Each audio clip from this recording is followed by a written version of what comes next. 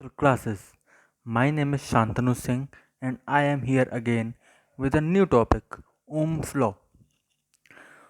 Ohm's Law एक relationship establish करता है पोटेंशियल डिफरेंस और इलेक्ट्रिक करंट के बीच में।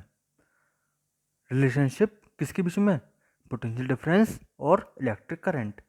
According to Ohm's law, the current is directly proportional to the potential difference between two points. मतलब जो हमारा इलेक्ट्रिक करंट है वो डायरेक्टली प्रोपोर्शनल होता है पोटेंशियल डिफरेंस के।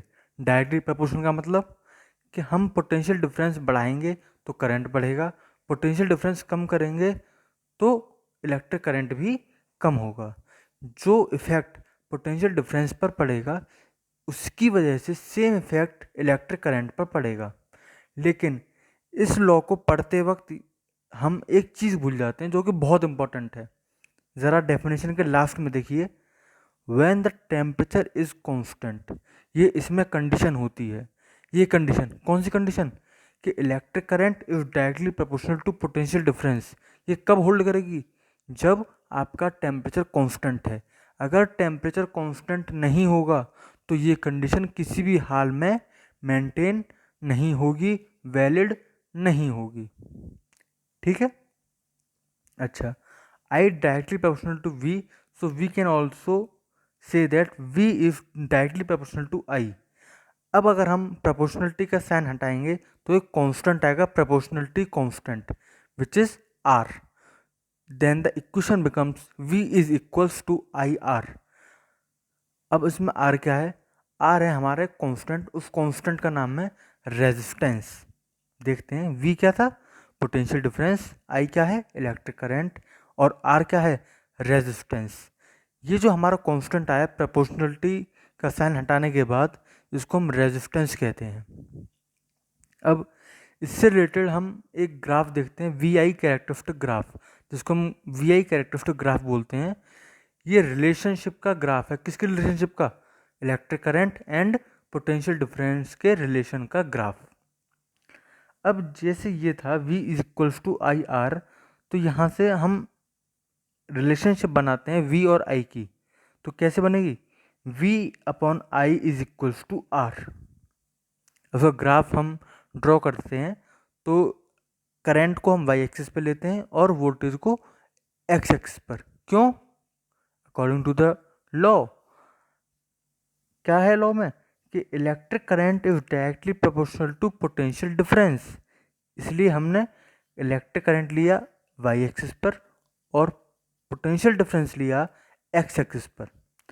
तो ये जो लाइन है, जो ग्राफ हम ड्रॉ करेंगे, वो ओरिजिन से स्टार्ट होगा। याद रखिएगा, ओरिजिन से स्टार्ट होगा और ये सीधा चलेगा एट 45 डिग्री। ठीक है। This is the ideal condition.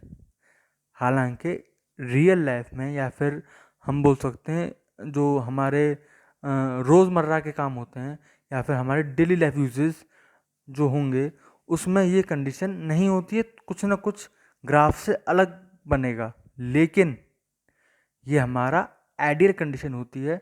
हम इसके हमेशा करीब जाने की कोशिश करते हैं।